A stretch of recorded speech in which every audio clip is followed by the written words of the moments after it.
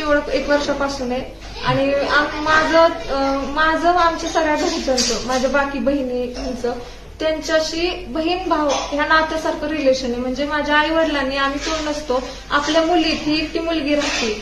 माझ्या आईनी आणि वडिलांनी तिला मुलीसारखंही केलं, तिला सोडायला जायचं आणि सगळं केलेलं आहे. आणि आमचं रिलेशन एवढं क्लोज होतं. आणि मेन म्हणजे भैया आहे ना जास्त क्लोज, म्हणजे त्यांच्यात रिलेशन, कारण तो कधीतरी येत होता. तो मुंबईला होता तेव्हा पण, पुण्याला होता पण तेव्हा पण त्याच्याकडे त्यांचा नंबर वगैरे असं ह्या वर्षात काय, उलट आमच्याकडे होता पण त्यांचं जास्त आला तरी सॅटर्डेचं संडे जायचं, जास्त कॉन्टॅक्ट नव्हतं. पण तो मागच्या मंथमध्ये 8-10 दिवस तो तब्येत ठीक नव्हती, त्यावेळेस तो इथं आला होता. मला वाटतं 8 दिवस राहिला होता. त्यावेळेस त्याची ट्रीटमेंट पण म्हणजे त्यांनी दिली होती. तेव्हा त्यांची जरा ओळख झाल्यानंतर ना मग तो इथं थांबला, बरा झाल्यानंतर तो पुण्याला गेल्यानंतर ना मग त्यांनी तिला असं विचारलं लग्नाबद्दल, प्रपोज केलं होतं. ते आहे सगळं आमच्याकडं. त्यांनी प्रपोज केल्यानंतर सगळं सांगितलं, मॅडम असं नाही, म्हणजे रिलेशन आपलं ही आहे, आम्ही क्लोज मानतो, असं नाही, असं माझ्या मनात काय नाही. त्यांनी स्पष्ट त्याची बाजू मांडली होती. त्यानंतर त्यांचं कॉन्टॅक्ट नव्हतं, म्हणजे प्रपोज केल्यानंतर नाही म्हणल्यानंतर कॉन्टॅक्ट नव्हता अजिबात. त्यानंतर ना इथं आल्यानंतर, लक्ष्मीपूजन दिवशी आल्यानंतर सगळं ती घरातलं सगळं तिने दिवाळीचं केलं होतं. रांगोळी काढून आईला फराळ बनवणं, सगळं फटाकडे वाजवले, फोटो काढले. प्रॉब्लेम हा झाला, फोटो काढल्यानंतर ना आमची फॅमिली, आम्ही सगळे, म्हणजे मी नव्हते, माझ्या बहीण सगळ्या बसल्या होत्या. त्यानंतर माझी बहीण इथंच होती मोठी, ती सुद्धा, आणि हे दोघे इथंच बसले होते. तर त्यांनी फोटो पाहिले आणि म्हणले, दादा तुला कळत नाही का, असे फोटो काढतात का, असं नाही का, व्यवस्थितच काढलं नाही. आणि त्या एवढ्या मेंटली डिस्टर्ब होत्या, मी जसं बोलते तसं नव्हत्या, त्या वेगळ्या टोन मध्ये बोलत होत्या. म्हणजे एखादं कसं धमकी वगैरे असं, म्हणजे बोलल्यामुळे तो एवढाच बोलला की मॅडम असं बोलू नका, मला असं बोललेलं आवडत नाही म्हणून. एवढं बोलला म्हणून त्यांनी त्याला इतकं म्हणजे निघून गेला. त्याच्यानंतर ना ते झाल्यानंतर ना मग तो म्हणला, मॅडम तुम्हाला माझा राग आला असला बोललेला तर तो सॉरी. म्हणला मी अगोदरच माझ्या टेन्शन मध्ये, माझे खूप मॅटर झाले, मला टेन्शन आहे, मी डिप्रेशन मध्ये, आणि त्याच्यात तुम्ही असं करता, तुम्हाला मला काळजीच नाही, असं वगैरे त्यांचं कम्युनिकेशन ते पण आहे. आम्ही नंतर तुम्हाला पण भेटेल, सगळं आहे आमच्याकडं. ते तुम्हाला आमची काळजीच नाहीये असं केलं. म्हणजे त्यांनी समजून सांगितलं, ठीक आहे तुमचा काय प्रॉब्लेम आहे सांगा वगैरे असं.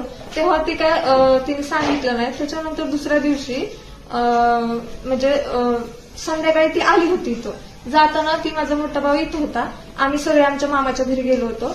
आणि ती संध्याकाळी आल्यानंतर ना ती मोठ्या भावाला जाताना म्हणली, दादा मी उद्या येईल, मी निघाली बाहेर. तर तिचं कसं ड्युटी 4-4 दिवस ती बाहेर, डॉक्टर बाहेर असायची. ती म्हणजे मी बहिणीसारखंच बोलते, म्हणजे मी कसं बोलते, कारण तिच्याशी माझं रिलेशन आमचं तसंच होतं. तर ती त्यामुळे आम्हाला कसं वाटलं की ती गेली असेल, म्हणजे जॉबवरती वगैरे, जाताना सांगून गेली असं पण नाही. माझं एवढंच म्हणणं आहे. आणि तिने दुसऱ्या दिवशी, त्या दिवशी पण आईला कॉल केला की काकू मी ना निघाली बाहेर, उद्या येईन 12-12:30 वाजता जेवायला येईल म्हणून. तर माझं एवढंच म्हणणं आहे, जर मानसिक छळ करत होता तर मग माझे एवढं सांगून जाती, जेवायला येते असं म्हणत होती ना ती. म्हणजे ती असताना एवढी मेंटली डिस्टर्ब होती, तिला असं काही समजतच नव्हतं. म्हणजे मी मागच्या वेळेस आली ना, मी बोलत होती ना, तर ती वेगळ्याच विचारात असायची अशी. आणि मला पण असं जाणवलं होतं की ती टेन्शन मध्ये वगैरे.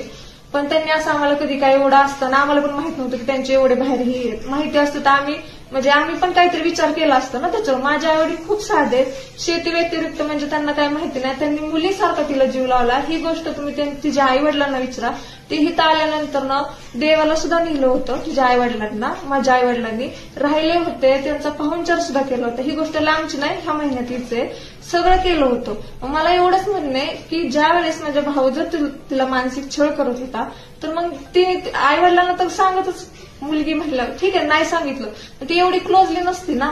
आणि शेवट म्हणजे लक्ष्मीपूजन दिवसापर्यंत जर एखादी, म्हणजे मी मुलगी, मला जर ह्या घरातला मुलगा टॉर्चर करतोय, ती डॉक्टर आहे असं बी नाही, आपल्यापेक्षा ती डॉक्टर आहे, तिला जरा तरी नॉलेज होतं ना की कसं काय मग म्हणजे फॅमिली मिक्स झाली काय, तो इग्नोर करत होता तरी का गेली असं फोटो काढलं तर. जर एखादा मुलगा एका मुलीला जर मानसिक त्रास देतोय, ती मुलगी त्यापासून लांब जाईल का त्या मुलाच्या पाठीमागे जाईल. मला एवढंच विचारायचं सगळ्यांना की मग जर तुम्ही म्हणताय ना मानसिक छळ केला आणि तिने काही लिहून द्या हातावरती, आमच्याकडे प्रूफ आहे, आम्ही सिद्ध करणार आहे माझा भाऊ निर्दोष आहे म्हणून. कारण जर माझ्या भावाने मानसिक छळ केला असता तर ती स्वतःहून आली असती का इथं आणि आम्ही सगळी होतो की बाबा असे फोटो काढले, तसे फोटो काढले असते का मेन म्हणजे आमच्या फॅमिली बरोबर, आमची इन्व्हॉल्व झाली असती का दिवाळी दिवशी. आणि तिने दुसऱ्या दिवशी सकाळी पण खूप टॉर्चर केलं. तर इथून त्याचा फ्रेंड आजारी म्हणून गेला, तर तो कंटिन्यू तिला म्हणजे कॉल करत होता. त्याला कॉल करत होता. तो म्हणाला, म्हणजे तुम्ही मला एवढे कॉल करताय, मी गाडी चालवते, तुम्ही मला खूप, म्हणजे ती म्हणली तुम्हाला माझी काळजीच नाही, मी माझे एवढे प्रॉब्लेम सांगते. तो तिला एवढं सुद्धा म्हणाला की मॅडम तुमचे प्रॉब्लेम आहे, ठीक आहे, मी आता बाहेर आहे, आपण घरी आलो ना, आई नाना आपण म्हणजे तुमचं जे टेन्शन आहे ते सांगा. नाही मग ती असं खूप मेंटली टॉर्चर करायची, सारखे कॉल करत होते. एवढी डिटेल आता माहित नाही मला, पण ते सगळे आम्ही दिलेले, ते तुम्हाला माहिती होईल नंतर ना. एक दुसरा एक विषय की प्रशांतजी काल स्वतःहून हजर झाले, कसं काय विषय काय ते मी नाही सांगू शकत, कारण मी तो स्वतःहून आलाय. तो माझ्या भावाने सांगितलं, कारण मी नव्हते ना काल, मी माझ्या घरी, माझं घर आहे, तर तो माझ्या भावाने सांगितलं. तो भाऊ होता, तो इथून गेला आहे, ते बरोबर. नवीन घडामोडी पाहण्यासाठी आजच आम्ही मुंबईकर 24 तासला लाईक करा, सबस्क्राईब करा आणि अपडेट रहा.